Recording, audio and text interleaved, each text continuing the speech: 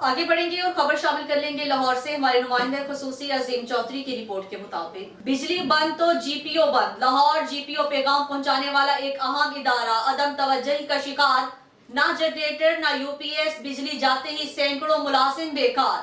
Lahore GPO एक अहम तरीन इदारा है जो पैगाम रसानी में हमारी एक अहम जरूरत बन चुका था, लेकिन इस जदीद दौर में अपनी अफादियत को खो बैठा है। इंटरनेट के आने के बाद इसका काम तो तकरीबन खत्म ही हो चुका, लेकिन फिर भी इसकी अहमियत हमारी जिंदगियों में हमेशा रहेगी, क्योंकि आजकल यूटिलिटी बिल्स बैंकों के अलावा यहाँ पर भी जमा हो रही हैं। इसके अलावा कोई कागजात पूरी दुनिया में भेजने हों या मंगवाने हों तो ये इदारा आज भी इस काम में अहम किरदार अदा करता है।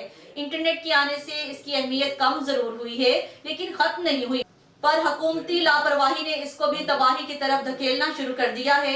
इसकी कारकर्दगी पहले ही मांग पड़ चुकी है। इस पर हुकूमत की अदम तवज्जी इस तबाही के दहाने की तरफ लेकर जा रही है, जिसकी एक आंखों देखी मिसाल ये है कि लाइट जाते ही ये पूरा इदारा गैर फाल हो जाता है।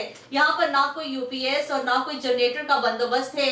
बिजली बंद होते ही तमाम काम बंद हो जाते हैं, यानी यूटिलिटी बिल्स लेना बंद, डाक वसूली का काम बंद, हत्ता कि बिजली से मुतल्लिका हर काम बंद हो जाता है।